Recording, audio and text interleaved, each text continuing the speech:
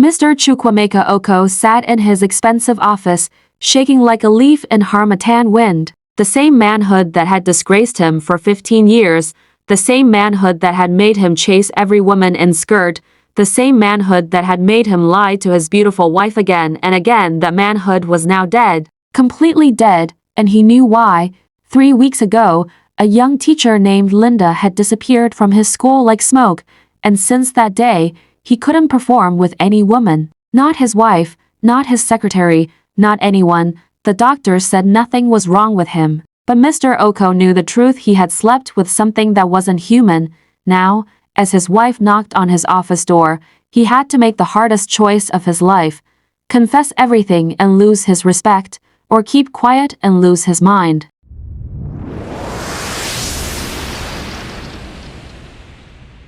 "20 years ago, Chukwuemeka Okoh was just a poor youth corper in Agbor town, Delta State. He wore the same 2 shirts every week and shared one room with 4 other corpers. But even then, he had big dreams. He wanted to build something great, something that would make people remember his name. That was when he met Maria at St. Anthony's Catholic Church. She was the most beautiful woman he had ever seen. Dark skin that shone like polished wood, tribal marks on her cheeks that made her look like a queen, and a smile that could make a sad man happy. She was a seamstress, sitting under a small shed with her sewing machine, making clothes for people in the neighborhood.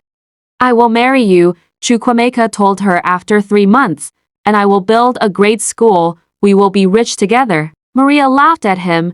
"You that cannot even afford to buy me soft drink, you're talking about building school? Please, say something else." But something in Maria's heart believed him. Maybe it was the fire in his eyes when he talked about his dreams. Maybe it was the way he held her hand and prayed with her every evening. Whatever it was, she said yes. They got married in 2004 with only 30 guests.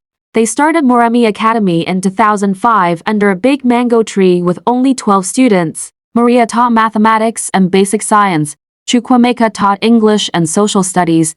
They ate gari in the morning and gari at night, saving every money for chalk and textbooks. When their first son, Emeka Jr., was born, Maria would tie him on her back while teaching in class. The work was hard, but they were happy. Every night, they would pray together, make love, and plan for the future. Those were good years, pure years. By 2010, they had built a small block of 4 classrooms. By 2015, Moremi Academy had become one of the biggest schools in town. They had over 800 students, a 2-story building, a computer lab, and a big library. Mr. Okoh now drove a black Range Rover. Maria wore expensive lace and gold jewelry to church. They were successful and happy, or so it looked. Everyone in Agbor respected them. In church, the priest would use them as an example of a blessed marriage. At weddings, people would point at them and say, "You see Mr. and Mrs. Okoh, that is how husband and wife should be, working together, prospering together, loving each other." Chukwuemeka couldn't remember exactly when it started. Maybe it was after their second child was born, when Maria became so busy with the children and the school that she was always tired at night. Or maybe the devil had always been inside him, just waiting for the right time to wake up. The first woman was Miss Adiz, the literature teacher. She came to his office one afternoon, crying because her mother was sick in the hospital and she had no money. Chukwuemeka wanted to help her. He gave her money for the hospital bill, but then his hand touched her shoulder to comfort her, and somehow that hand moved to her waist, then to other places it shouldn't go. Miss Adiz needed the job, she needed the money, so she didn't stop him. That was how it started. After Adiz, there was Blessing, then Kaidimma, then Gozi, young female teachers who either needed something from him, recommendation letters, salary advance, better classes to teach, or who were just happy that a rich, powerful man was paying them attention. His secretary, Patience, became his regular girlfriend. She was not as beautiful as Maria, but she was always available.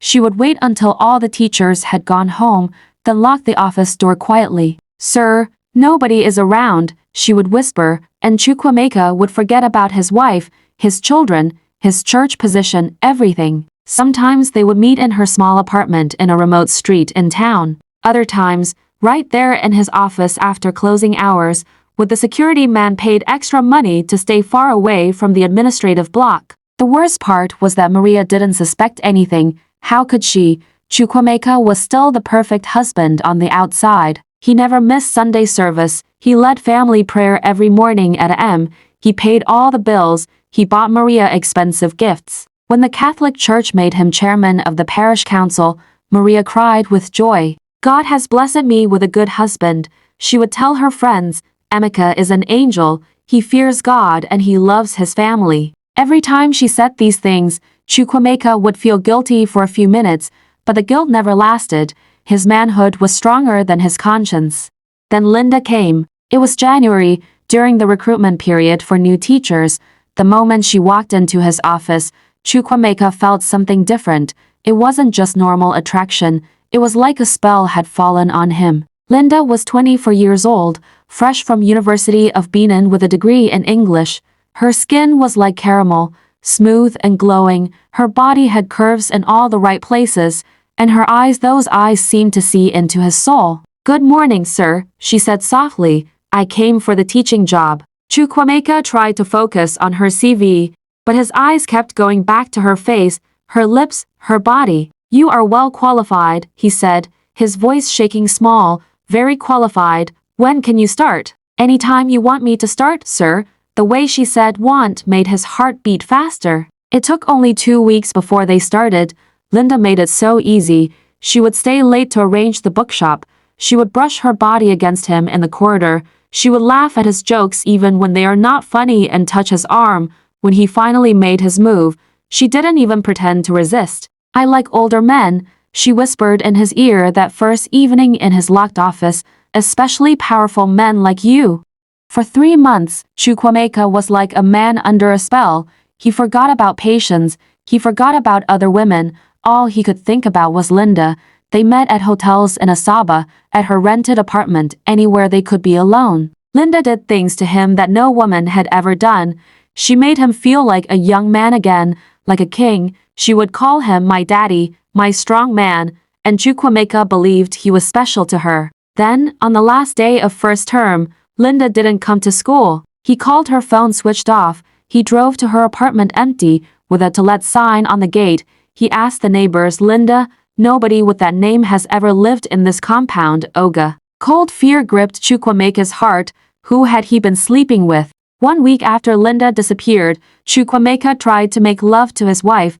They were in bed, the children were asleep, and Maria had reached for him playfully. Darling, it's been so long since we had fun. But nothing happened. His manhood just laid there, dead and useless, as if it didn't belong to him. I'm just tired, Maria, he lied quickly. Too much work at school. He thought maybe it was just stress, so he called Patience, come to the usual place tomorrow. But when he met Patience at the hotel, the same thing happened. Nothing. His manhood refused to wake up. Panic seized him. He went to a private hospital in Warri and did every test possible. The doctor, a short man with sympathetic eyes, gave him the results. Mr. Okoh, there is nothing wrong with you physically. Your body is perfectly healthy. This is a psychological problem. Are you under any stress, any emotional trauma? Chukwuemeka wanted to shout. I've been sleeping with a spirit. A ghost has stolen my manhood. But he just thanked the doctor and left. He tried herbal medicine. He went to a native doctor in a nearby village who gave him roots to boil and drink. Nothing worked. He went to another hospital in Lagos. Same result, physically healthy, but the manhood refused to function. 3 weeks had passed now. 3 weeks of living in fear. 3 weeks of avoiding his wife's touch.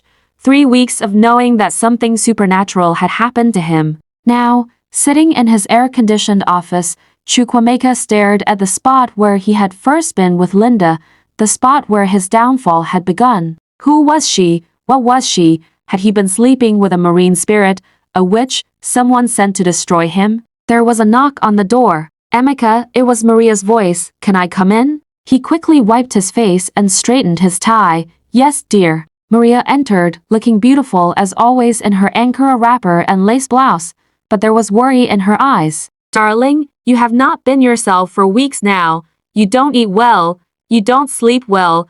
Every night you're just tossing and turning.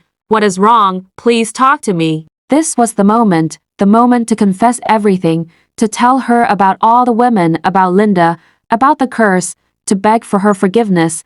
Maybe if he confessed, the curse would break. But as he opened his mouth to speak, he thought about everything he would lose: the respect in church, his position as parish council chairman, the way people greeted him as our role model, his children's pride in him, Maria's love and trust. It's just financial problems at school, my dear.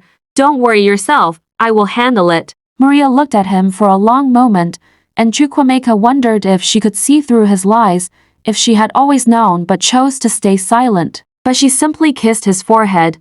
We will pray about it tonight during family devotion. God never fails. As she walked out of the office, Chukwuemeka put his head on his desk and wanted to cry. That night, Chukwuemeka couldn't sleep. He lay beside Maria, listening to her gentle breathing, thinking about his life. He had worked so hard to build Moremi Academy. He had provided well for his family. He had done many good things, but all of that was built on a foundation of lies and betrayal. Now God, or the universe, or karma, or whatever force that controls these things, had taken away the very weapon he had used to sin. His manhood was gone, not physically, but functionally, and no doctor, no herbalist, no medicine could bring it back. Maybe this was his punishment. Maybe this was God's way of stopping him before he destroyed his marriage completely. Or maybe he needed to confess. Maybe the curse would only break when he told the truth. But the truth would destroy everything. Maria would leave him. The church would remove him from his position. People would mock him. His children would be ashamed of him. Was he ready for that? And now that kingdom was shaking. Tomorrow, he would have to make a choice: confess everything to Maria and face the consequences, or continue living in fear and guilt until it drove him mad. Either way, Mr. Okoh had learned a painful lesson. What you use to sin against others can become your own prison, and sometimes, the only key to freedom is the truth, no matter how much it costs. As the sun rose over Moremi Academy, Mr. Okoh sat up in bed, looked at his sleeping wife, and whispered a prayer he should have prayed 15 years ago. God, please give me the courage to do the right thing. Whether he would find that courage, only time would tell.